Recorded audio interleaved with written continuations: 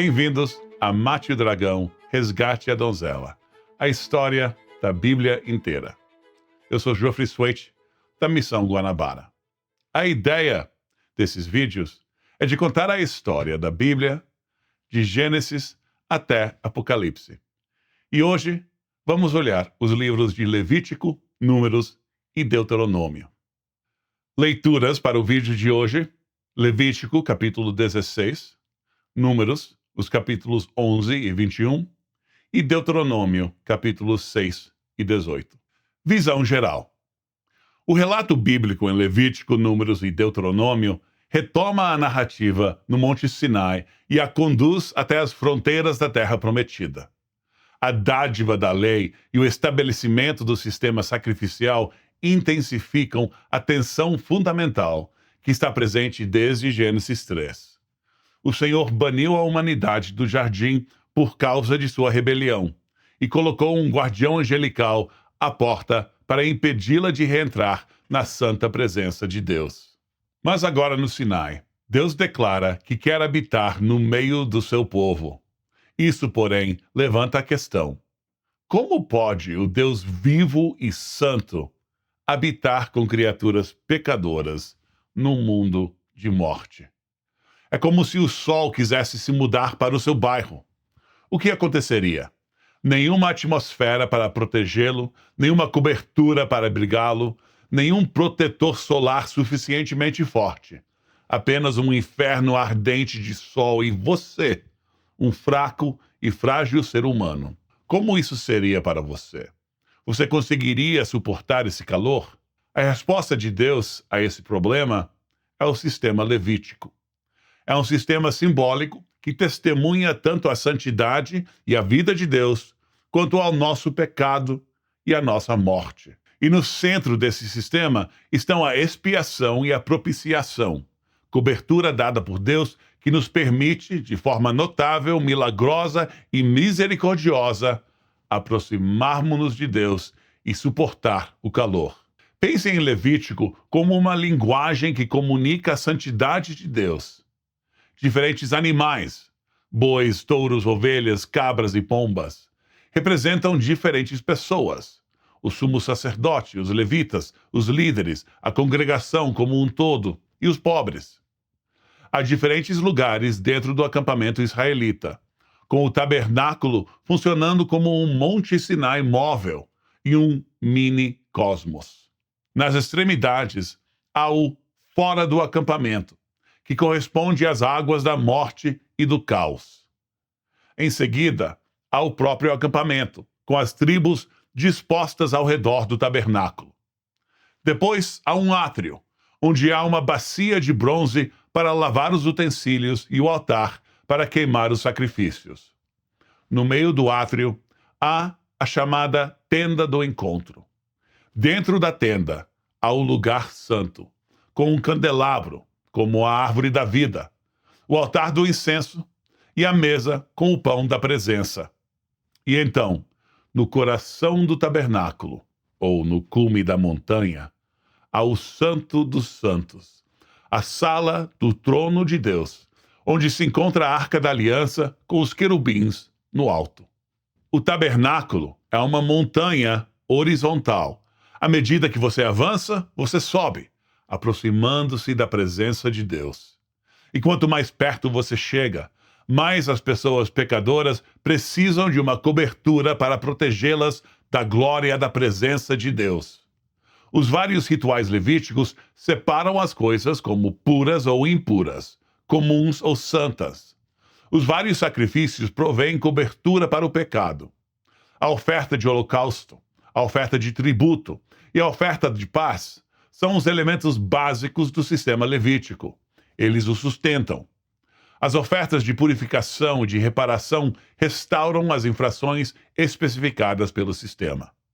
Com esse sistema em vigor, o Deus Santo pode habitar com o seu povo pecador, sem consumi-lo.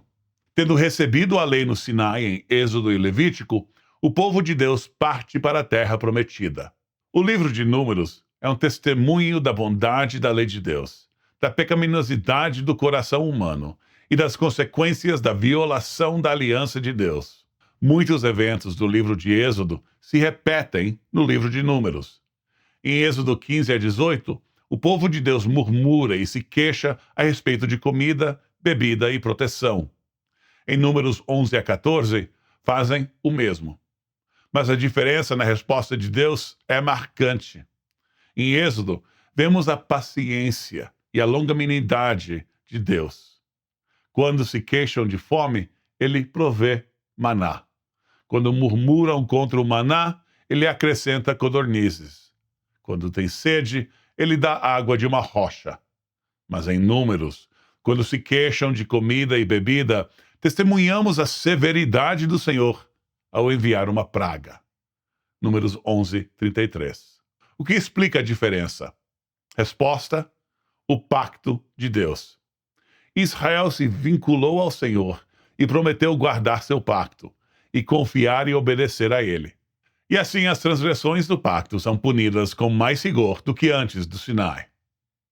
Embora a lei de Deus seja santa e justa, ela desperta o pecado e a rebelião humanos, conduzindo ao juízo divino. Outros paralelos abundam. Líderes são designados para auxiliar Moisés. Êxodo 18, Números 11. Miriam canta um cântico de louvor a Deus em Êxodo 15 e se opõe a Moisés em Números 12. Israel derrota os amalequitas em Êxodo 17, mas é derrotado por eles em Números 14. O povo comete idolatria e imoralidade sexual em Êxodo 32 e Números 25. E em ambos os casos, Deus envia uma praga sobre o povo. E em ambos os casos, levitas põem fim à praga ao matar seus irmãos ímpios. Êxodo 32 e Números 25. Mas além dos paralelos, o evento central de Números é o fracasso de Israel em confiar e obedecer ao Senhor. Quando chegam nas fronteiras da Terra Prometida, enviam 12 homens para espionar a terra. Números 13. Embora fiquem admirados com a fertilidade de Canaã, temem os habitantes gigantes da terra. Rebelam-se contra Moisés e procuram retornar ao Egito. Em resposta, Deus é provocado à ira e jura que a geração rebelde não entrará na terra de Deus. Em vez disso, perecerá no deserto e seus descendentes herdarão a promessa. Deuteronômio nos leva até as próprias bordas da terra prometida, com a nova geração pronta para entrar. O livro é um extenso sermão de despedida de Moisés, no qual ele estabelece a nova constituição de Israel para a vida na terra. Moisés reitera a absoluta unicidade de Deus no Shema, Deuteronômio 6. Repete os 10 mandamentos e, em seguida, fornece exposições e aplicações detalhadas da lei de Deus ao povo, abrangendo desde o casamento e a família até a idolatria e o culto, as festas e os sábados, os alimentos puros e impuros. O livro aponta para o futuro de Israel, com o culto centralizado no lugar que Deus lhes mostrará, e as qualificações para os futuros reis de Israel.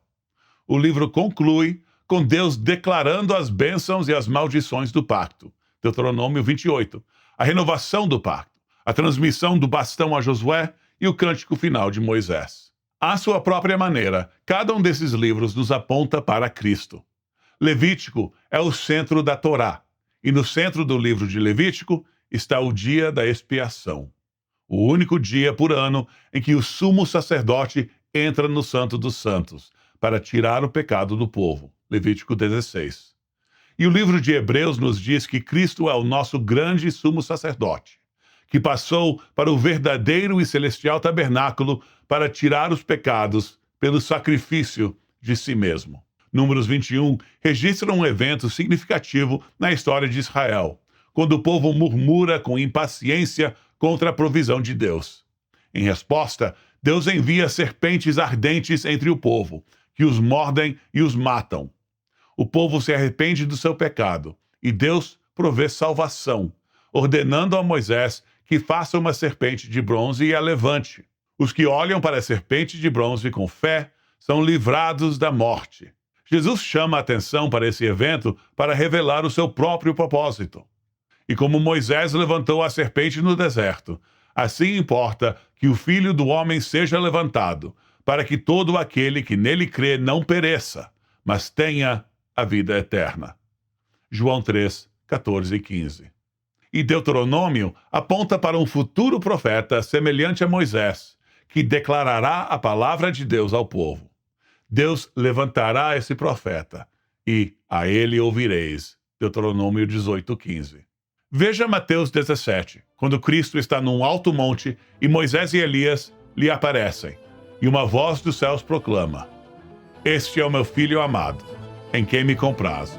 A ele ouvi. Mateus 17, 5.